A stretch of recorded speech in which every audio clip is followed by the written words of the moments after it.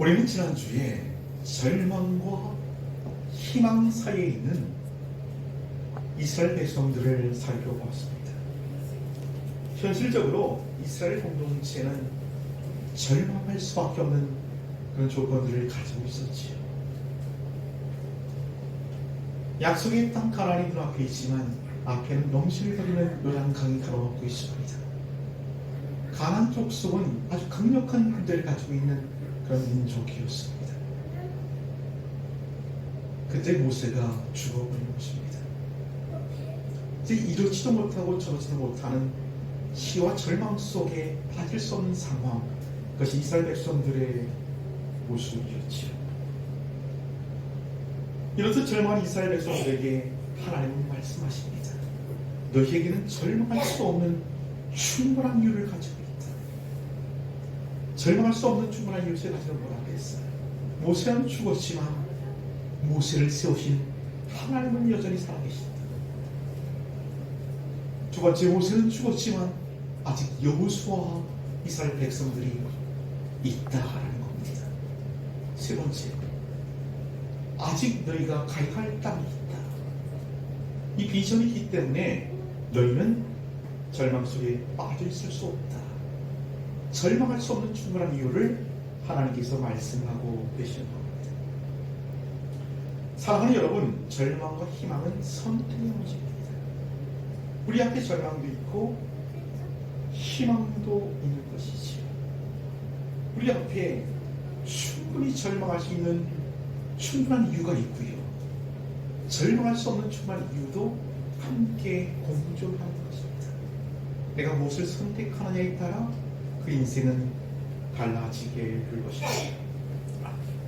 그 전에 저희 누님이 사무직에서 거의 한 20년 가까이 종사를 했는데요. 한 번은 제게 긴급하게 전화가 왔습니다. 사무직을 하다가 어떤 파일을 정리하다가 파일이 날아가 버렸답니다. 삭제가 된 거예요. 다른 거래처럼 막는 파일인데. 그래서 그것을 업체에 맡겨서 복구하려고 작업 중이라고. 큰일 났다고 어떡하냐고. 막 걱정이 돼가지고 뭐 어쩔 줄 몰라요. 그래서 제가 이렇게 얘기를 했습니다. 누나, 두 가지잖아. 하나는 복구 못하는 것, 하나는 복구되는 것. 근데 무엇 때문에 복구 못되는 것 생각하고 걱정하고 그렇게 하고 있어. 나라면 복구 잘 돼서 마무리가 잘 될 것을 생각하고 편안히 있겠어. 그것은 선택의 문제이죠. 절망을 선택하든지 희망을 선택하든지 그것은 선택의 문제인 것입니다. 사랑하는 여러분, 신앙이란 하나님의 이름으로 희망을 선택하고 긍정으로 삶을 살아내는 능력인 것입니다. 예레미야 29장 11절 13절 말씀 보면 이렇게 되어 있습니다. 여호와의 말씀이니라. 너희를 향한 나의 생각은 내가 하나니 평안이 오지 않으니라. 너희에게 미래와 희망을 주는 것이니라. 이 말씀은 이스라엘 백성들이 바벨론의 포로 붙잡혀서 갔을 때 하나님께서 주신 말씀입니다. 포로민 정말 얼마나 축복하겠습니까? 그 가운데서도 이스라엘 백성들은 절망 가운데 주저앉아 있을 수 없었던 것이죠. 왜냐하면 하나님이 희망을 말씀하시고 그 하나님의 말씀을 믿고 희망을 붙들고 일어났기 때문인 줄로 믿으시기를 바랍니다. 사랑하는 여러분, 우리 상황이 아무리 어렵고 정말 절망하기에 충분한 조건을 가지고 있더라도 절망하기에는 너무 빠릅니다. 하나님 여전히 살아계시잖아요. 그 하나님 믿고 희망을 붙잡고 일어나서 힘있게 달려가는 저 여러분 되어지기를 주 예수의 이름으로 축원을 드리겠습니다. 이제 이스라엘 백성들은 영혼을 중심으로 희망을 선택합니다. 그리고 하나님 주신 약속의 땅을 향해 한 걸음씩 앞으로 나아가고 있습니다. 네, 그런데 여러분, 희망을 선택한다는 것은 이 두려운 일입니다. 내가 절망할 때는 있잖아요. 모든 것을 다 포기하기 때문에 거기는 고통이 없어요. 단지 무기력만 존재할 뿐이죠. 다 끝났는데 뭐 두려워하고 뭐 불안하고 이게 뭐가 있어요. 완전히 절망을 하는 건데. 근데 절망 가운데 희망을 붙들고 일어나게 되면 그때부터 우리는 두려움이 올라오기 시작합니다. 이 절망하는 놈이 우리를 가만히 내버려두지 않기 때문에 그렇습니다. 가차없이 독화살을 쏘아야 되는데 그것이 바로 두려움의 독화살입니다. 이제 새롭게 시작하려는 그 발걸음은 불안과 두려움이 항상 엄습해 오는 것들을 우리는 경험해 볼 수가 있는 것입니다. 이스라엘 백성들을 생각해 보시기 바랍니다. 그들 힘을 붙들고 일어났습니다. 이제 일어났으면 가나안을 향해 가야지. 그리고 여전히 요단강을 넘실거리며 차오르고 있습니다. 그들은 유목민으로 강을 건너본 적이 없어요. 그 전에 바다를 건넜지만 그것은 하나님의 능력으로 건넌 거죠. 그 가나안 족속은 40년 전에 정탐해 왔잖아요. 거기는 네피림, 아니 거인 족속이 삽니다. 그들의 피한 우린 메뚜기라고 자주했던 그런 민족이 이스라엘 민족인 것입니다. 그런 사람들과 전쟁을 치러야 돼요. 얼마나 불안하고 두렵겠습니다. 한 번도 가보지 않은 그 길을 가는 것은 불안하고 두렵습니다. 마치 이렇게 좀 생각해보면 좋을 것 같습니다. 깜깜한 밤에 이제 운전대를 쥐고 최근길을 가는 겁니다. 사실 굉장히 무섭죠. 저도 그 전에 그런 데가 한 번 있는데 제가 한번 여행을 갔는데 밤에 그 소백산을 넘어가는 거예요. 벌써 한 20년 전 얘기이기 때문에 차가 많지 않아요. 우리만 가는데 깜깜한 밤에 그 산을 넘어가는데 정말 무섭더라고. 아무도 없으니까. 그래서 가다가 그냥 뭐 숙소가 있어가지고 못 넘어가고 숙소에서 잤던 그런 경험이 있습니다. 이스라엘 백성들도 바로 그런 상황이었던 것 같아요. 저는 한국 보컬 중에 가장 뛰어난 보컬은 임재범 씨라고 단호합니다. 제 생각에. 저는 임재범이 노래 제일 잘하는 것 같아요. 무대에서 굉장히 화려하지 않습니까? 어떤 사람이 그에게 물어봤어요. 무대에 서기 전에 당신은 어떻게 준비합니까? 벌벌 떨어요. 그럼 어떻게 하시는데요? 이렇게 물어보니까 자기는 그 떨릴 때 기도한대요. 하나님께 기도하고 행동을 생각하고 무대에 있으면 그 두려움은 사라지고 열정적인 그런 공연을 펼칠 수가 있다라고 그렇게 얘기를 하더라고요. 호랑이 같은 임재범도 떨립니다. 두려워하는 거죠. 세계를 정복했던 알렉산더 대왕은 별명이 두려움이 없는 남자입니다. 그런 두려움이 없는 사람이었어요. 이게 부하 장소 물어보죠. 왕이시여, 왕의 가장 큰 적은 무엇입니까? 이렇게 물어봐요. 그때 알렉산더 대왕이 이렇게 얘기합니다. 나의 가장 큰 적은 외부에 있는 것이 아니라 내 내면에 있는 두려움입니다. 이렇게 얘기하더래요. 그도 두려움을 가진 사람이었던 것입니다. 두려움이 없는 사람은 없습니다. 세상의 모든 사람은 자기만의 두려움을 가지고 살아갈 수밖에 없습니다. 그래서 사람의 가장 근원적인 감정이 두려움이라고 하죠. 이 두려움에서 모든 감정들이 유발되는 것입니다. 엄마 뱃속에서 나올 때 아이가 막 죽겠다고 울잖아요. 정말 죽을 것 같아서 우는 겁니다. 한번 상상을 해보십시오. 엄마 뱃속에 있을 때는 그 양수 안에 안전하게 편안하게 둥둥 떠서 공급하는 양분을 먹고 살았다는 거예요. 때가 돼서 나올 때 좁은 터널을 통해 나오잖아요. 우리 재호는 그 좁은 터널 나오다가 골반에 껴갖고 이 머리 쪽에 한쪽이 툭 들어갔어. 깜짝 놀랐어. 주먹 먹고 들어갔다니까 정말로. 그 죽을 것 같은 터널을 빠져나와서 세상에 처음 나왔을 때 그 차가운 공기 막 떠드는 소음들 얼마나 무서울까요? 죽을 것 같은데 정말 빽빽 대고 거야. 나 죽겠다. 사람의 가장 근원적인 감정은 두려움입니다. 그래서 세상 사람들이 두려움을 이용해서 돈벌이를 이용하지 않습니까? 야, 암 걸리면 큰일 나. 우리나라 사람들이 암 걸릴 확률이 3분의 1이래. 돈이 얼마나 많이 들어가는데. 그런 얘기 하죠.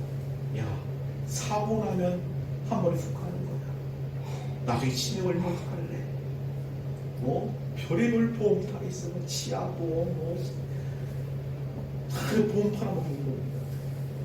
이게 우리의 두려움을 이용해서 장사하고 있는 것이죠. 즉 보험을 필요 없다고 말씀하는 건 아닌 건 알죠? 두려움을 강조하다가 이렇게 얘기하는 거 오해 없이 들으셔야 됩니다. 사랑하는 여러분, 한 번도 안 가본 길을 간다는 것은 불안하고 두려운 길인 거죠. 이스라엘 백성들처럼 우리 주안의 길도 마찬가지입니다. 주안의 길뿐만 아니라 우리 각자도 우리가 가야 할 길이 있고 정복해야 할 땅이 있습니다. 2026년도 새가 밝았는데 2026년도를 살아본 사람이 있나요? 아무도 없어. 처음 가보는 그 길입니다. 어떤 일을 만날지 모르죠. 우리 속에 스멀스멀 두려움의 눈이 올라오죠. 불안한 마음이 드는 것이 사실입니다. 우리는 어떻게 하면 될까요? 오늘 성경 말씀을 보면 두려워 떨고 있는 이스라엘 백성들을 향해 하나님께서 명령하십니다. 6절 말씀 읽어보십시다. 6절 시작.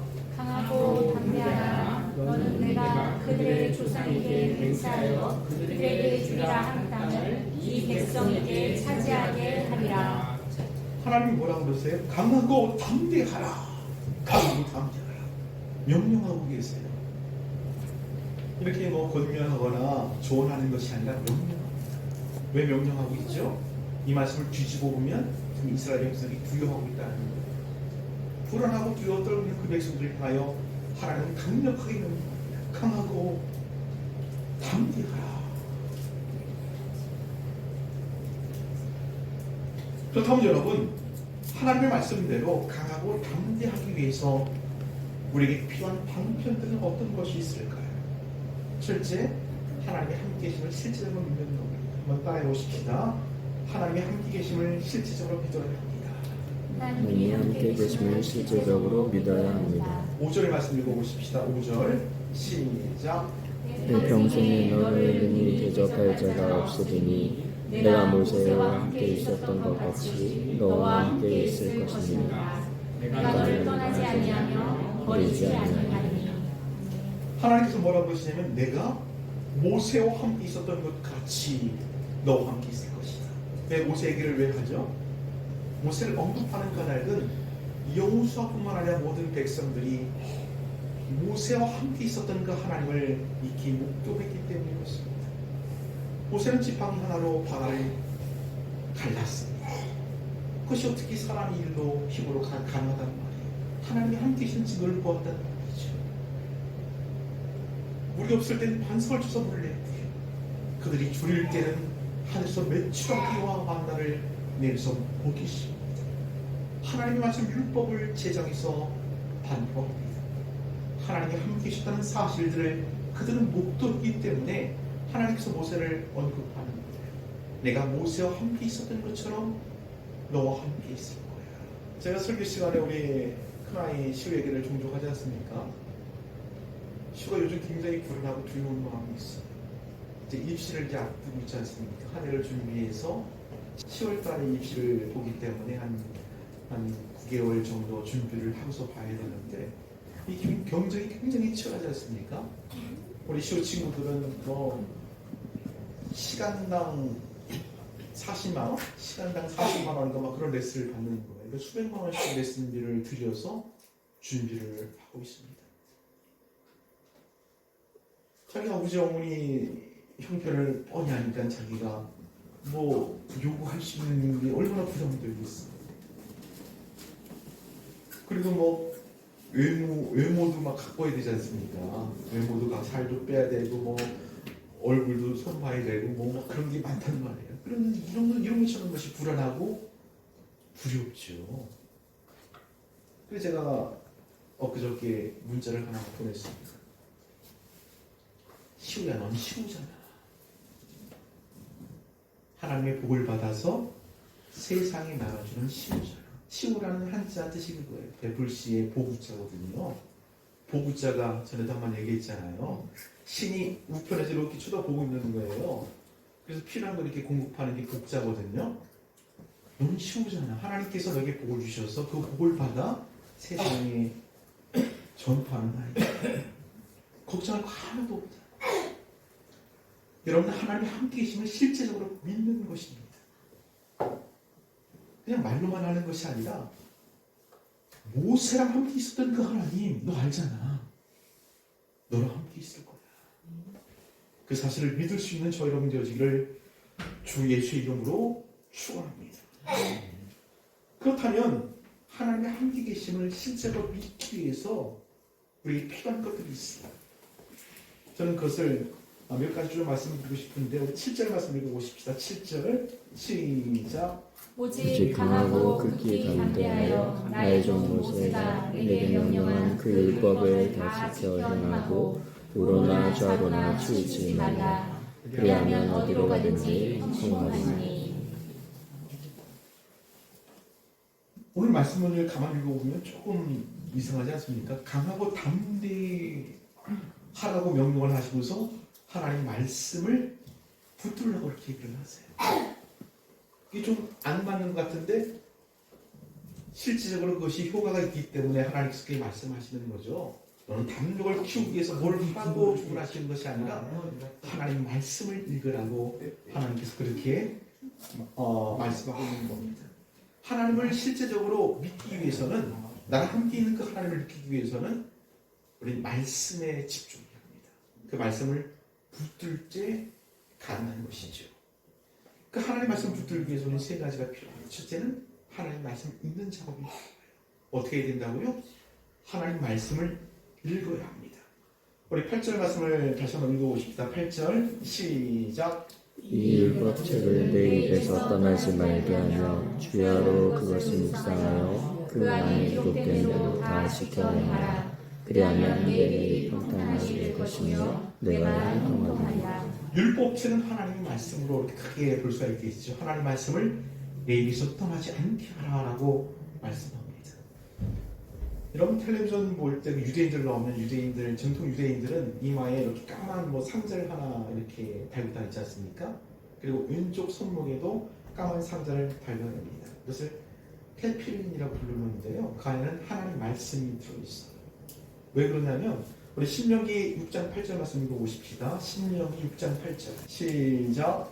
너는 또 그것을 내 손목에 손목에 매어 기호를 삼으며 내 미간에 붙여 표로 삼고. 모세를 통해서 하나님께서 말씀하시기 때문에 유대인은 지금도 이마에 하나님 말씀을 붙이고 다닙니다. 왼쪽 손목에 하나님 말씀을 붙이고 다니는 거죠. 내 입에서 떠나지 않게 하라고 하나님께서 명령하셨기 때문에 그렇습니다. 사랑하는 여러분, 하나님 말씀을 얼마나 가깝게 하시는지요. 유대인처럼 그렇게 하고 다닐 수는 없겠지요. 그러나 정말 그 하나님 말씀 내 마음판에 내 입에서 떠나지 않도록 우리는 그 하나님 말씀을 읽어야 될 줄로 믿으시길 바랍니다. 그 사업하던 리처드 유키라는 사람이 있습니다. 리처드 유키가 어느 날 설교 말씀을 들었어요. 목사님이 이렇게 설교를 하는 거예요. 여러분 하나님 말씀을 얼마나 읽으십니까? 사업하시는 분들은 사업을 위해서 잡지나 신문이나 기타 필요한 정보들을 읽습니다. 이 성경을 얼마나 읽으십니까? 라고 이렇게 도전을 하는 거죠. 리처드 유키가 이 말에 도전을 받습니다. 그리고 자책을 받아요. 그래서 정말 내가 성경을 읽지 않는구나라고 생각하고 성경을 읽어야 되겠다고 생각합니다. 이 사업가기 때문에 원래 비상하잖아요.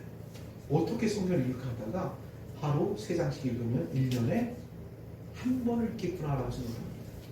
성경 습작하는 데 한 20분 정도 걸리고 또 그것을 생각하는 데 한 10분 정도 할애해서 30분이면 성경을 3장 읽겠다고 생각을 합니다. 그리고 알람을 30분 전에 맞춰주죠. 30분 먼저 일어나서 성경을 읽고 시작했습니다. 그렇게 평생 성경을 20번 이상 읽었다고 합니다. 사랑하는 여러분, 우리도 성경 좀 읽었으면 좋겠어요. 성경을 읽고 이 성경이 내 길을 어떻게 인도하는지, 내 마음속에 어떤 담력과 용기를 주는지를 한번 체험해 보십시다. 이제 시작인데 여러분 어떻게 우리도 한번 일독 한번 도전해 보시겠습니까? 2026년도 성경 한번 읽어보시겠습니까? 바로 속장 읽으신 적이 있습니다. 저도 그 전에 성경을 좀 읽을 때는 하루에 한 권씩 읽었거든요. 창세기, 출애굽기. 그럼 2달이면 한 권 읽었어요. 그럴 때가 정말 내 삶이 풍요롭고 복되었다는 것을 지금도 돌아보면 경험할 수가 있습니다. 바라기는 2026년도 이 하나님 말씀을 읽는 것과 더불어 시작할 수 있기를 주 예수 이름으로 축원을 드리겠습니다. 읽었으면 그 다음에 다시 8절 말씀 읽으십시오. 8절 시작. 이 율법책을 내 입에서 떠나지 말게 하며 주야로 그것을 묵상하여 그 안에 기록된 대로 다 지켜 행하라. 그리하면 내 길이 평탄하게 될 것이며 내가 형통하리라. 읽은 뒤에는 그것을 주야로 묵상하라고 하나님이 말씀하십니다. 이 묵상이라는 단어는 되새김질을 하는 거예요. 여러분 손과 위가 몇 개인지 아세요? 4개 있잖아요. 2위에서 한번 소화시키고 다음 위로 가서 또 소화시키고 다음 위로 가서 또 소화시킵니다. 이런 작업을 4번 하고서 이제 배설을 하는 것이죠. 이게 되새김질 묵상입니다. 우리가 들은 말씀을 계속 되새기며 생각하는 것입니다. 여러분 우리 주안의 교회는 말씀 사역의 어떤 원리가 원포인트로 한 주간을 사는 겁니다. 한번 따라해 보십시다. 원포인트로 한 주간을 살자. 원포인트로 한 주간을 살자. 원포인트 메시지가 주일 설교예요. 주일 설교를 들어요. 그러면 수요일날 공부를 하잖아요. 붙이고 공부합니다. 그 금요일날 다시 우리 전사님이 업데이트하면 다시 한번 듣는 거예요. 그 말씀을 그냥 귀로만 듣고 마는 것이 아니라 귀에 들어가고 마음속에 자꾸 새기는 겁니다. 내 삶 속에 적용하도록 그렇게 만드는 것이죠. 이 하나님 말씀을 계속 묵상하는 것, 되새김질을 할 수 있는 좋은 방법 중에 하나가 이 설교를 요약해 놓은 그 설교 포인트를 암송하는 거예요. 우리 주보에 보면 설교 포인트 있잖아요. 한번 읽어보십시오. 주보 강한 강제라 제목에 같이 한번 읽습니다. 시작. 성경을 읽고 묵상하십시오. 읽은 말씀을 읽고 따르십시오. 그러면 우리는 강하고 담대해질 것입니다. 이 설교 포인트를 암송하면서 이 말씀을 근거로 설교 전체 내용들을 우리는 숙지하고 다시 듣고 그대로 따라 살기를 작정하는 것입니다. 그럴 때 우리 신앙이 정말 성숙할 거라고 저는 믿습니다. 여러분 그 전에 우리 아버님도 그 콩나물 시루를 만들어서 콩나물을 키웠는데 제가 봤거든요. 콩을 이렇게 놓고 물을 붓잖아요. 그럼 왜 지금 맹물을 저렇게 자꾸 붓나 하면 어느 날 보면 콩나물이 이렇게 자라. 그렇게 계속 보면 이렇게 엄청 뽑아 먹을 수 있도록 자라거든요. 신앙생활이 그렇게 해야 돼요. 이 하나님 말씀을 계속 듣고 공부하고 다시 듣고 실천하고 이 작업이 물 주는 작업이에요. 이게 없고 한쪽 귀로 듣고 한쪽 귀로 흘리고 매 주일에 와서 앉아서 예배를 들었지만 신자님은 500번 넘게 설교를 들은 거잖아요. 주일만 들어도. 근데 여전히 싹도 안 나고 그 자리에 있는 성도들이 있어요. 하나님 말씀을 우리가 등한시키기 때문인 것입니다. 바라기는 이 하나님 말씀을 읽고 묵상하고 또 듣고 공부하고 따라 살기를 주 예수의 이름으로 축원을 드리겠습니다. 그 세 번째는 묵상된 말씀 우리 안에 내게 될 수 있도록 그런 작업들이 필요하죠. 우리 8절 말씀을 다시 한번 읽습니다. 8절 시작. 이 율법책을 내 입에서 떠나지 말게 하며 주야로 그것을 묵상하며 그 안에 기록된 대로 다 지켜 행하라. 그리하면 내 길이 평탄하게 될 것이며 내가 형통하리라. 읽고 묵상하고 그 다음에 기록된 대로 다 지켜 행하는 것, 따라 사는 것입니다. 어떤 가정에서 이런 일이 있었다고 해요. 딸이 둘이 있는데 가족 예배를 통해서 이렇게 결단했답니다. 우리 한 주간에 한 구절씩 성경을 암송하자 약속을 하는 거예요. 근데 나이 든 부모보다 그 어린 자녀들 훨씬 더 암송을 잘하는 거예요. 근데 어느 날 이 두 자매가 엄청 막 심하게 다투는 거예요. 막 싸워. 그래 아빠 불렀어. 불러가고 얘들아 이번 주 암송할 말씀이 뭐니? 그랬더니 큰아이 작은아이 할 거 없이 누가 더 잘 외우느냐 시합하듯이 다 얘기를 합니다. 사랑하는 자들아 하나님이 이같이 우리를 사랑하셨은즉 우리도 서로 사랑하는 것이 마땅합니다. 요한에서 사랑 11절 말씀 다 암송하더니 또 자기만 하더니 더 격렬히 막 싸웁니다. 하나님 말씀이 전혀 그들의 삶에 영향을 주지 못합니다. 그 전에 저희 교회 있던 집사님 계시는데 작은 그 사업체를 운영했거든요. 제 고개를 신방을 갔더니 그 설교 말씀을 틀어놓고 막 일을 하시는 거예요. 막 일을 하시고 틀어놓고 막 밥 먹고 막 그러시더라고요. 설교는 설교대로 막 돌아가고 그분은 그분들이 일을 하는 거예요. 그래서 제가 권면을 했어요. 집사님 그렇게 하지 마시라고. 그렇게 하시면 이 설교가 자꾸 그냥 이렇게 귀로 왔다 귀로 나가고 마치 피부에 똑같은 자극을 주면 이 여기 굳은 살 먹이는 것처럼 설교 말씀이 그렇게 된다고. 그렇게 하지 마시고 설교 말씀을 들을 때 진지하게 말씀을 하고 들으시오 한 말씀입니다. 그렇게 얘기했더니 미쳤어. 자기는 나름 시장에서 열심히 하려고 설교 말씀 틀어놓은 건데 여러분 이것이 굉장히 중요합니다. 여러분 홍수 때 정작 물을 엄청 많은데 마실 물이 없잖아요. 요즘 우리는 말씀의 홍수 시대를 살아가요. 어디서 막 설교가 계속 나오잖아요. 그 나온 뭐야 내 말씀이 아닌데 우리는 한 말씀을 대할 때 진지하게 대해야 돼요. 그 말씀을 경청하셔야 돼요. 그 말씀이 내 마음속에 꽂힐 수 있도록 집중해서 들으십시오. 그럴 때 그 말씀이 내 삶에 힘이 되고 강하고 담대한 마음을 만들어낼 줄로 믿으시기 바랍니다. 사랑하는 여러분, 2026년도 어떻게 사시겠습니까? 우리가 아직 죽지 않았다면 우리에게 가야 할 길이 있습니다. 넘어야 할 산이 있고 정복해야 할 땅이 있는 것입니다. 어떻게 하시겠습니까? 하나님의 명령을 따르십시오. 강하고 담대하라. 여기 예수님 성경을 읽고 성경을 묵상하고 그 말씀을 따라 사시기를 주의 이름으로 축원합니다. 기도하십시다.